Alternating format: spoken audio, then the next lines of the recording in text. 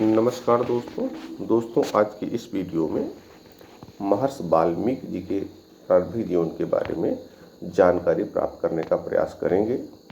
तो आइए वीडियो शुरू करते हैं। हिंदू धर्म में महर्षि वाल्मीकि को श्रेष्ठ गुरु माना जाता है।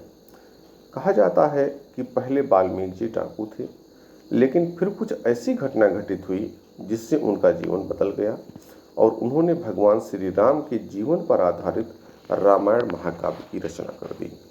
महर्षि वाल्मीकि जी का जीवन बहुत ही संघर्षों से भरा रहा है। शरद पूर्णिमा के दिन ही महर्षि वाल्मीकि की जयंती मनाई जाती है।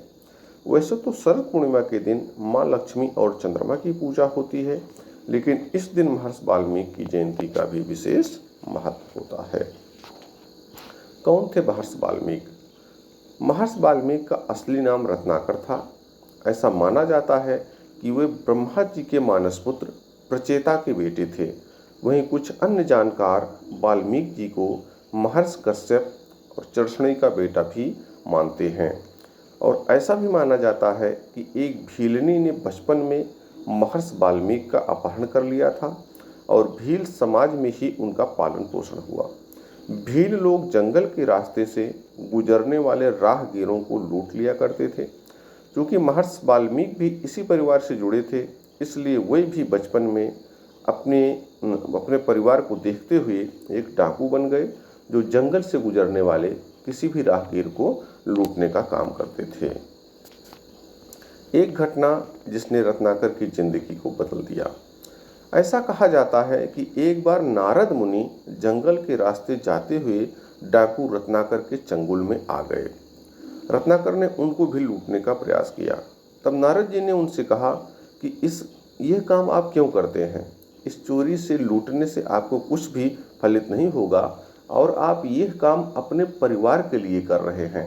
तो मेरा आपसे यह निवेदन है कि आप एक बार जाइए और अपने परिवार वालों से पूछिए कि जो पाप का काम यह आप कर रहे हैं, क्या वे लोग इसमें भी भागीदार बनेंगे? तो रत्नाकर जी को बड़ा रत्नाकर जी चौंक गए।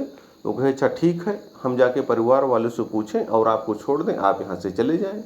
तो नारद जी ने कहा, अगर आपको मेरे ऊपर विश्वास नहीं है तो आप मुझे रस्सी से इस पेड़ में बांध दीजिए और इससे मैं भाग नहीं पाऊंगा, और फिर जा करके आप अपने परिवार वालों से पूछिए। तो ऐसा कहा जाता है कि ये रत्नाकर जी उनको पेड़ से बांध देते हैं और अपने घर जाते हैं।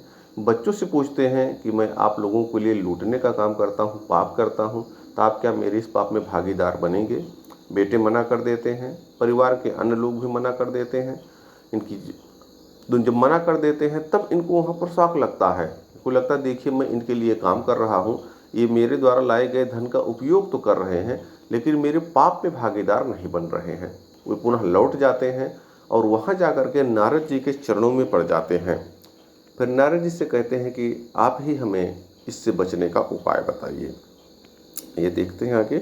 नारद मुनि ने उनसे सवाल किया, क्या क्या तुम्हारे घर वाले भी तुम्हारे बुरे कर्मों के साझीदार बनेंगे? इस पर रत्नाकर ने अपने घर वालों के पास जाकर नारद मुनि का सवाल दोहराया, जिस पर उन्होंने इनकार कर दिया। इससे डाकू रत्नाकर को बड़ा झटका लगता है और उनका हृदय परिवर्तन होने लगता है। राम से प्रेरित होकर लिखा महाकाव्य। फिर जब वो नारद मुनि के पास आते हैं, जब उपाय पूछते हैं, तो नारद मुनि उनको राम का नाम जपने का मंत्र देते हैं।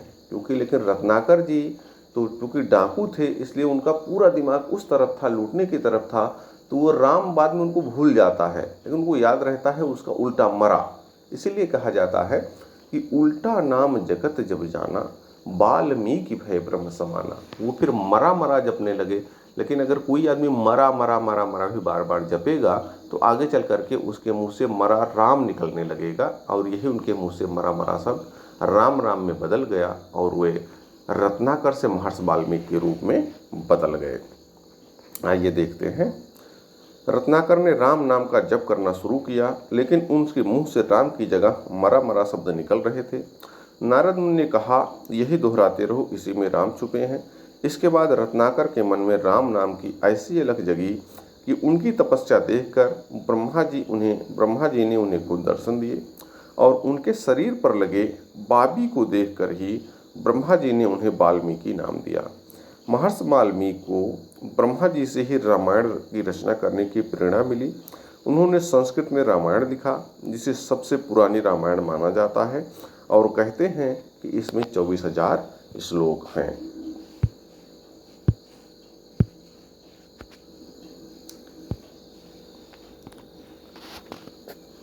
वाल्मीकि रामायण। एक बार महर्षि वाल्मीकि नदी के किनारे क्रौंच पक्षी के जोड़े को निहार रहे थे। वह जोड़ा प्रेमालाप में लीन था। तभी एक व्याध ने क्रौंच पक्षी के जोड़े में से एक को मार दिया। नर पक्षी की मौत से व्यथित मादा पक्षी विलाप करने लगती है और विलाप करते करते वहीं पर अपने प्राण छोड़ देती है। यह देख करके महर्षि वाल्मीकि को बहुत ही दुख होता है और उनके मुंह से अनायास ही एक श्लोक निकलता है, जो रामायण का पहला श्लोक बनता है। वो श्लोक था, मां निषाद प्रतिष्ठाम त्वं गमः शाश्वती समाह यत् क्रोच मिथुनाद एकम अवधीः काम मोहितम। ये श्लोक पहला बनता है। और बाद में चूंकि यह जो घटना घटी कि नर मादा जोड़े प्रेमालाप में लीन थे, अर्थात विहार कर रहे थे, और एक बहेलिया आता है, वो एक जोड़े को मार देता है। आप देखेंगे कि रामायण की पूरी घटना इसी के जीवन पर आधारित है। यही बात कहीं न कहीं उसमें वर्णित की गई है। आप देखेंगे कि राम और सीता और लक्ष्मण जंगल में विचरण कर रहे हैं। उसमें राम सीता जैसे हो गए यत नर और मादा, उसमें एक रावण रूपी बहेलिया आता है जो सीता का अपहरण कर लेता है, अर्थात एक को अलग कर देता है। तो ऐसे बहेलिये के साथ किस प्रकार का व्यवहार किया जाए, कहीं ना कहीं अप्रत्यक्ष रूप से यही बात रामायण की घटना में बताई गई है। तो दोस्तों, इस प्रकार से इस वीडियो में आपको महर्षि वाल्मीकि जी के बारे में बताए। आपका बहुत बहुत धन्यवाद।